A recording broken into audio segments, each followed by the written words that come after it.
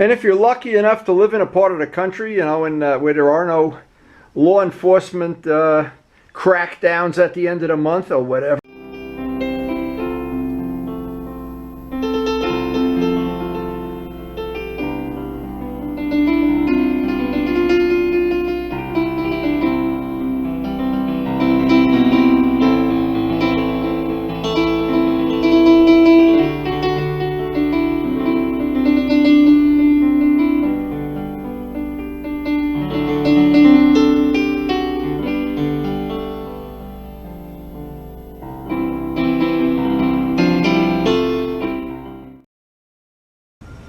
Today, once again, we have it's come to be known as the unpredictable summer.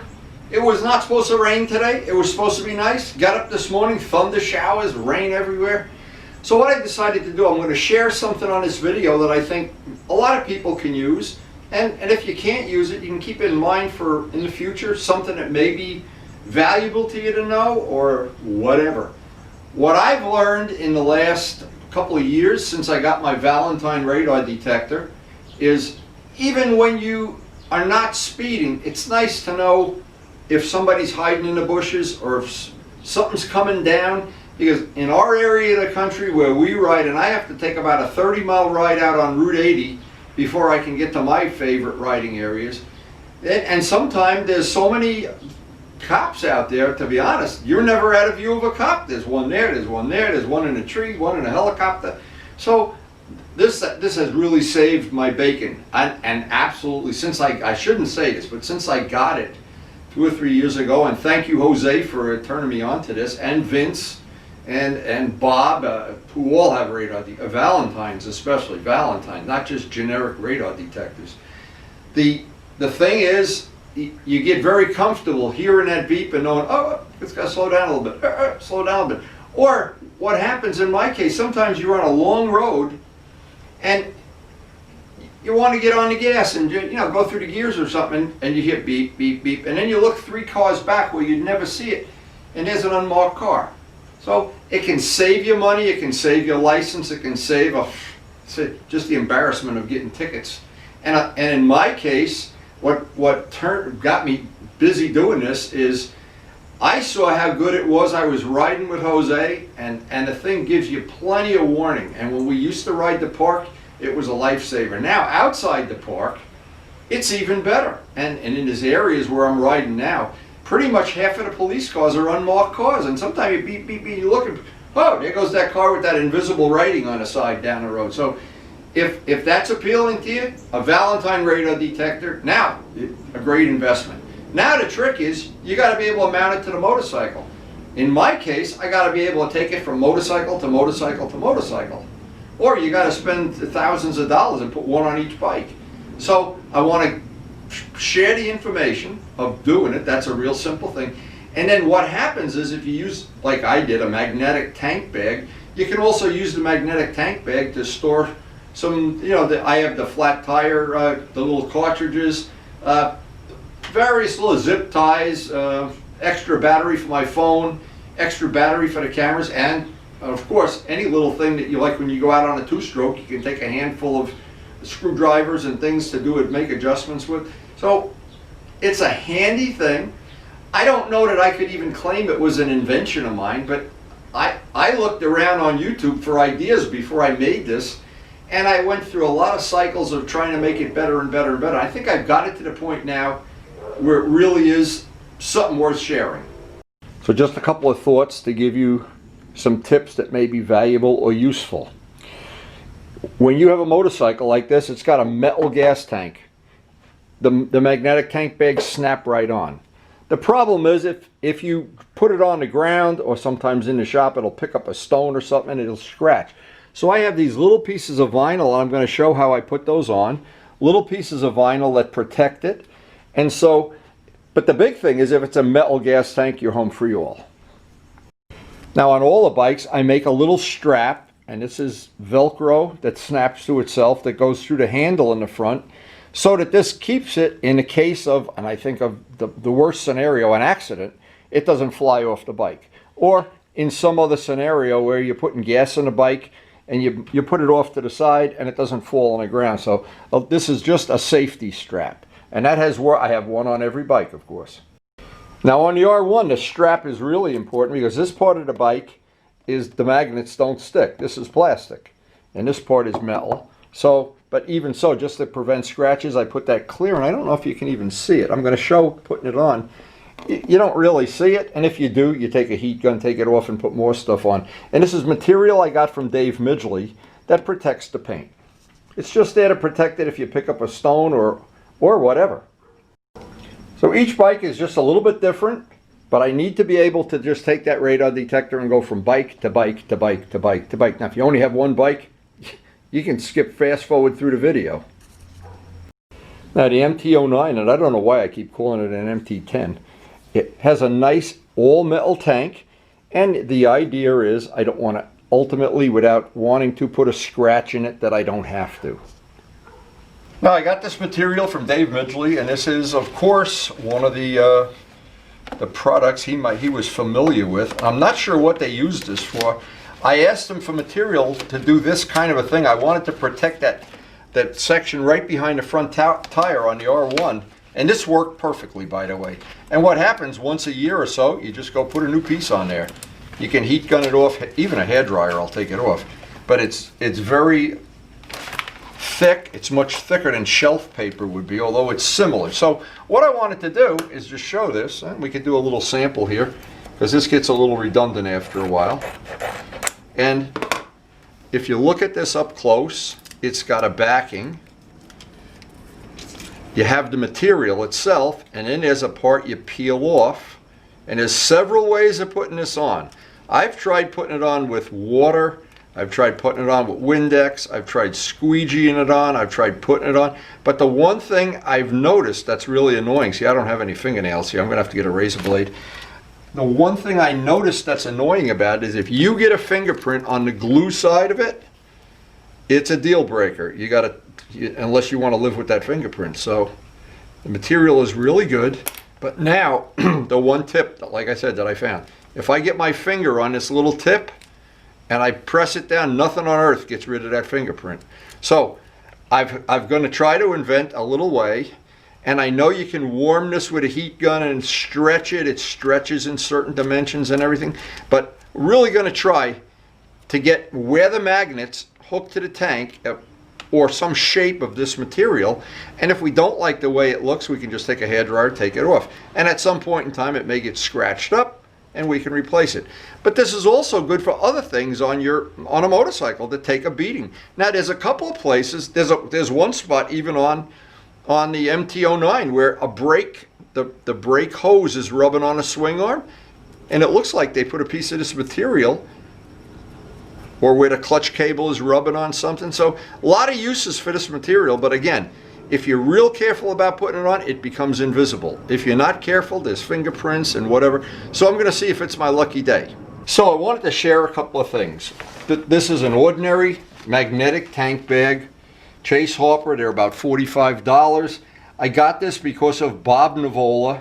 He was using it, of course, on his bike. Similar one, I think he had the bigger one. They come different sizes.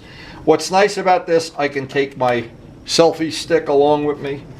This thing is full of, I got a little tripod, I got a little compartment here to put extra batteries for the camera.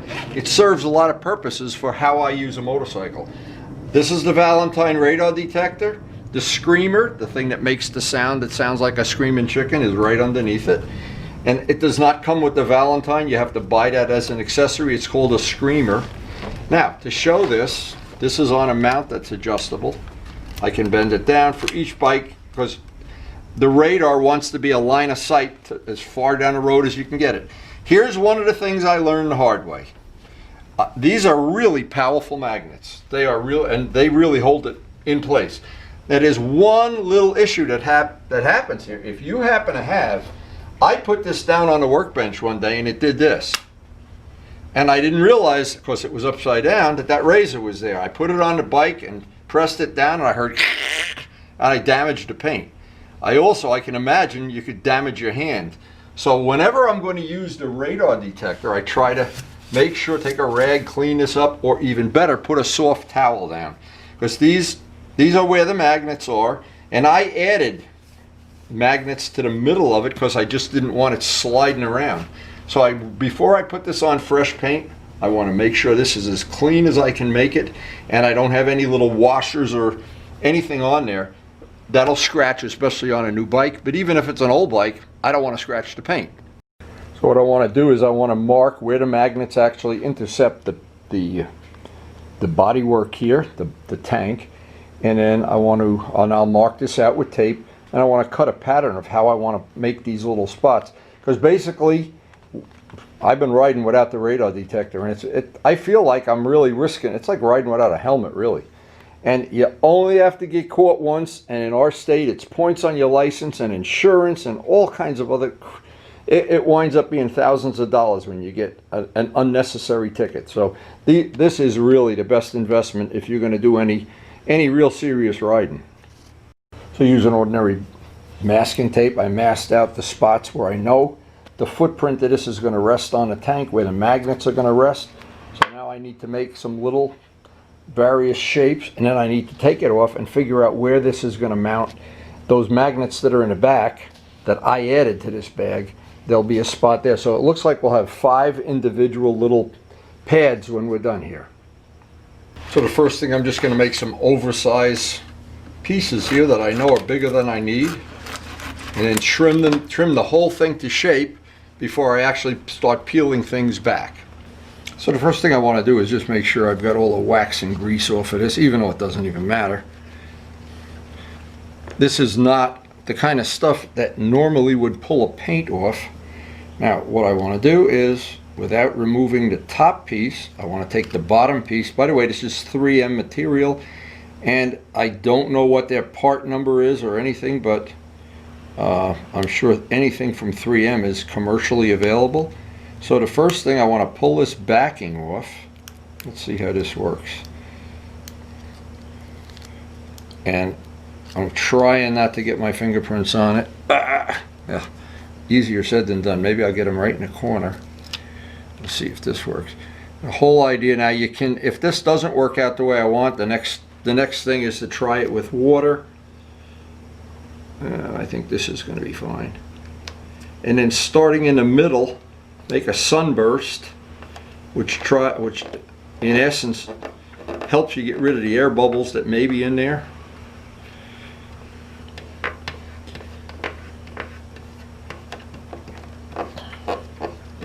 Now I can always I have a soft squeegee on the back of a razor blade. Try to get out as many of the air bubbles as I can. Let's see if I can do it this way. It's my lucky day.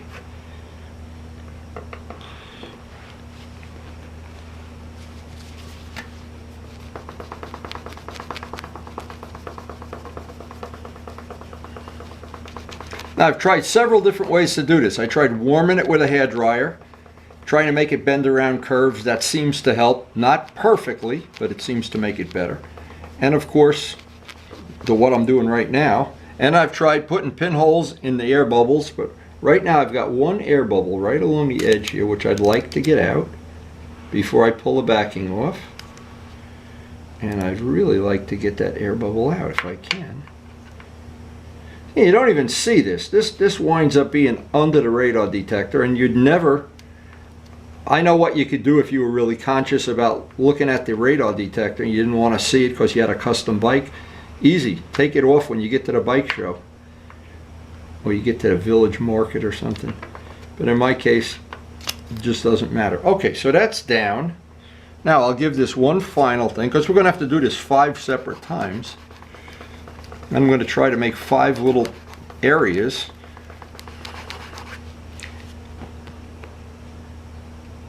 Okay, so I'm going to pull this up. Now the material is on there, but it has, for all purposes, disappeared, except maybe for that one little air bubble. Now with 2 pieces on there, I want to make sure I've got this pretty well lined up.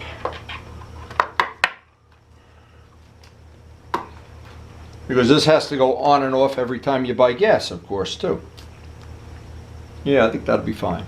Now, it looks like we got it pretty close. Now we need to do the same thing back here, and 3 pieces here. And then make sure once we get this on there that we have some of that clear material sticking out in every dimension. Now I was even thinking, in the worst of all worlds, if this, and of course this material will get scratched up from time to time, and just replace it. And the problem is when your tank gets scratched up, it's a lot more work to paint the tank. This is just like having a little a bumper guard on it.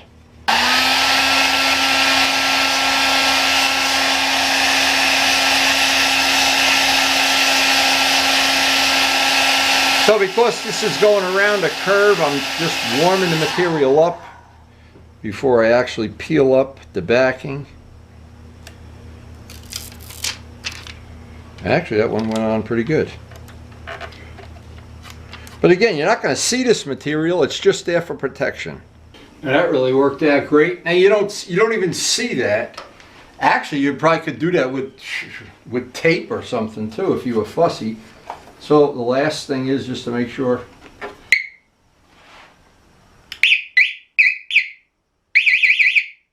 And boy, can that save you money, time, aggravation, and so many times I've been saved. I call it save my bacon. And we'll be able to ride with a little more security next time we ride the bike. And one of the things I still have to do, I don't have any Velcro here. I got to pick some Velcro up. Need to make a little Velcro, just a safety strap, just in case. But like anything, here's where this is really good. If you're the kind of person, now I'm not, that buys and sells bikes, and you didn't have this, well, when you go to sell it, there may be a few scratches, and of course you don't get top dollar for the bike. When I take that off, and you take it off with a hairdryer or a heat gun, the way you take the stickers off, what's going to happen? That tank will be perfectly unscathed. And we've got that protection on all the bikes. Hopefully it'll protect them forever, but if it doesn't, then we just replace that vinyl. Now I know some people think, oh yeah, I don't want to ride around with a tank bag. It looks like you're an old man or something. Well, you know what? When you're in court paying that $350 ticket, that tank bag looks better. Oh, they take your license away. Then that tank bag starts to look like Bridget Bardot. It's just, it's ugly until the day you get pulled over. And boy, ask me how I know. And if you're lucky enough to live in a part of the country, you know, where there are no law enforcement crackdowns at the end of the month or whatever, well, congratulations. Unfortunately, we're not. So the next thing we'll be looking to test is Don's GoPro next time we get to ride. And of course, that can vary from minute to minute, from day to day. And in fact, today it's already been changed once. So it's an unpredictable summer. Now, Karen said something funny the other day over breakfast. She says, you know, since you got that birthday present, and by the way, thank you again, Karen. This is a wonderful birthday present. She made a good point. She says, I look over the breakfast table and you look about 10 years younger. But maybe I need glasses. Thanks, Karen.